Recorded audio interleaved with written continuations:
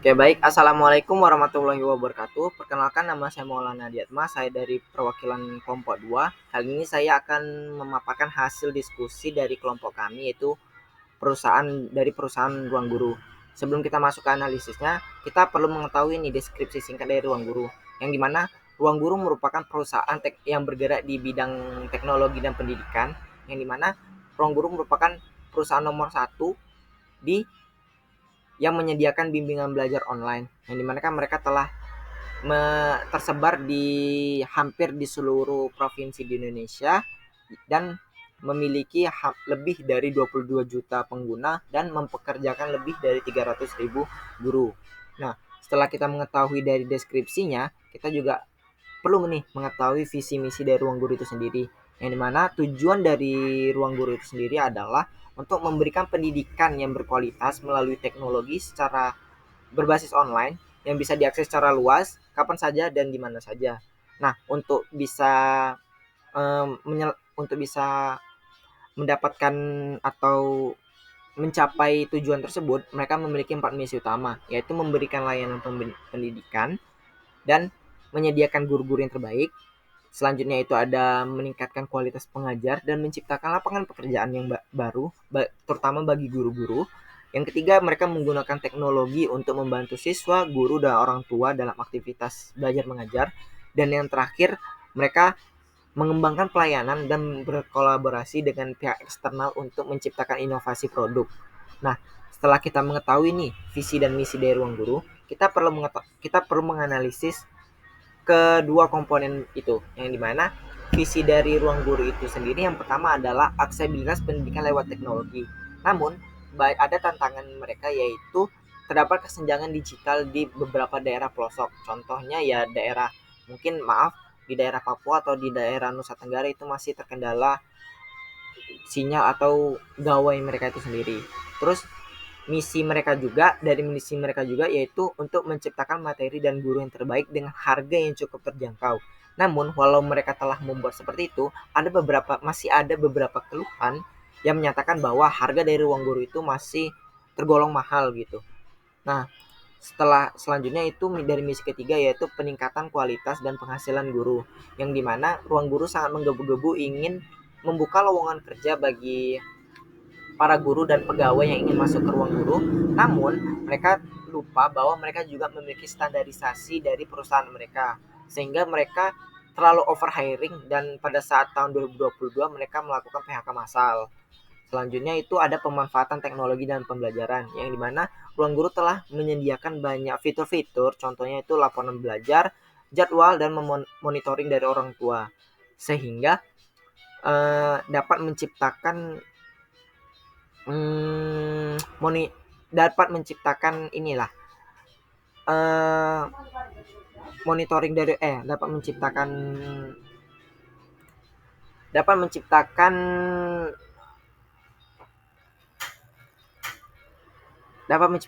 proses belajar mengajar yang efisien dan efektif gitu. Dan yang terakhir itu ada misi mereka, yaitu melakukan kolaborasi dan pengembangan pelayanan, yang dimana mereka bekerja sama dengan pemerintah untuk membuat inovasi produk mereka, yang dimana mereka telah menyediakan Braille Academy dan English Academy.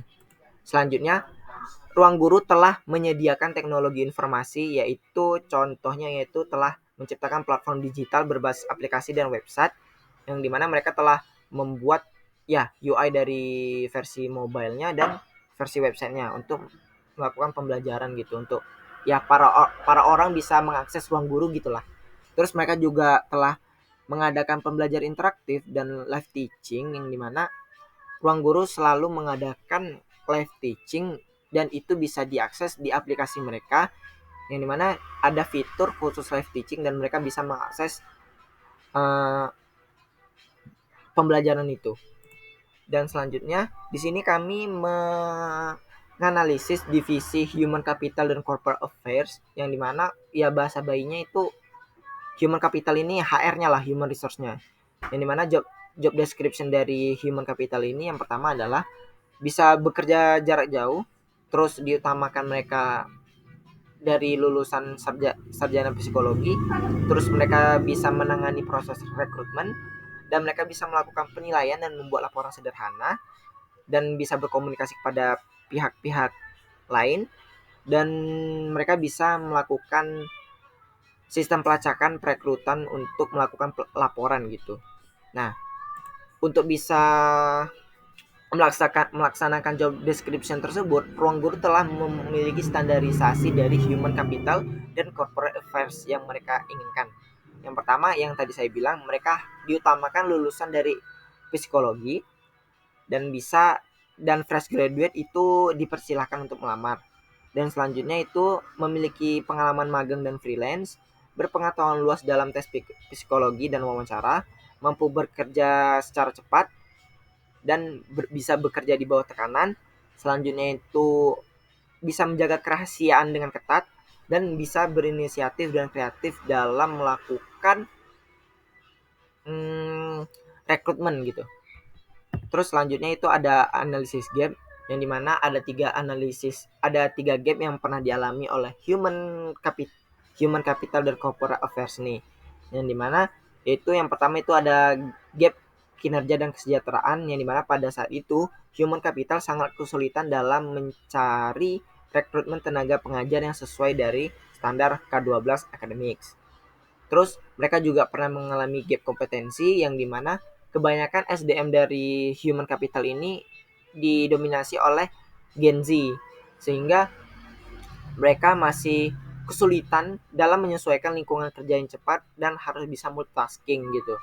Dan yang terakhir adalah gap perencanaan strategis dan gap misi praktik, yang dimana pada saat itu ruang guru sangat menggebu-gebu untuk membuka lowongan kerja, sehingga human capital ini gimana ya, mereka merekrut beberapa pegawai yang tidak sesuai standarisasi gitu, sehingga mereka melakukan ekspansi dan PHK massal pada tahun 2022 seperti itu.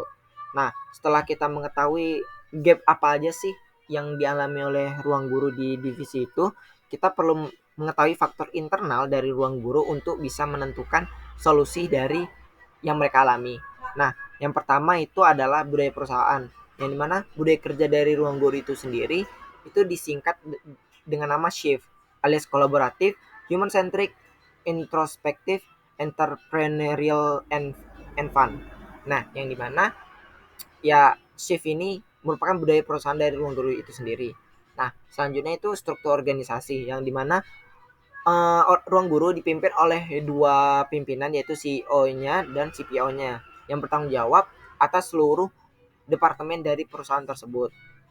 Selanjutnya itu ada sumber daya manusia, yang mungkin yang saya bilang tadi, bahwa ruang guru itu didominasi oleh Gen milenial dan Gen Z, tapi lebih didominasi oleh Gen Z. Maaf jika tempat saya berisik. Selanjutnya itu, dan yang terakhir itu ada teknologi, yang dimana yang mungkin sudah saya singgung sebelumnya, bahwa ruang guru telah menggunakan teknologi informasi, yang dimana mereka menyediakan layanan video pembelajaran, bimbingan belajar langsung, dan platform ujian online, dan ya fitur-fitur yang telah mereka sediakan. Nah, dari hal ini dapat disimpulkan bahwa dari gap-gap yang dialami oleh ruang guru itu bisa diselesaikan dengan beberapa faktor internal, yang dimana pada gap pertama kita bisa menggunakan human capital itu bisa membuat assessment tools untuk mengukur standarisasi standarisasi pada saat mereka ingin melakukan rekrutmen gitu. Nah, untuk gap kedua, pada gap kompetisi, mereka bisa membuat gap kompetensi, ruang guru dapat menciptakan program well-being karyawan, yang dimana mereka akan melakukan pelatihan manajemen stres agar para karyawannya itu dapat beradaptasi di tempat kerjanya gitu.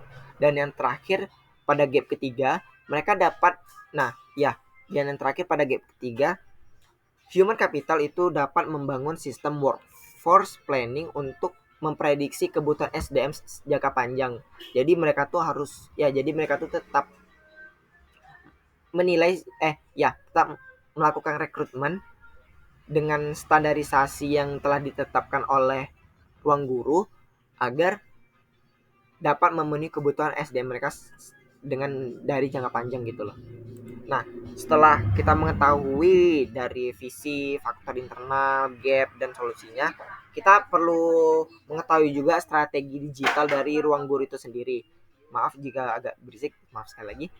Yaitu mereka telah melakukan 3 strategi digital secara umum. Yang pertama, mereka telah melakukan promosi di media sosial. Contohnya di Instagram, YouTube, dan TikTok. Terus mereka juga telah membuat konten yang menarik perhatian audiens mereka melalui Clash of Champions yang melibat ya Clash of Clash of Champions dan Academy of Champions yang baru-baru ini. Yang dimana mereka melibatkan audiens untuk yang mana mereka melibatkan audiens pada konten ini. Dan yang terakhir adalah melakukan data analisis, yang dimana ruang guru itu melakukan analisis terhadap tren masa kini, sehingga mereka membuat konten yang sesuai dengan tren yang ada di Indonesia gitu. Nah, manfaat dari strategi digital ini, mereka dapat meningkatkan brand awareness mereka untuk menjangkau audiens yang lebih luas.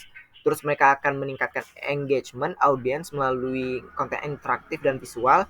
Dan mereka juga akan meningkatkan penjualan dan pendapatan dari hasil strategi digital yang mereka lakukan itu.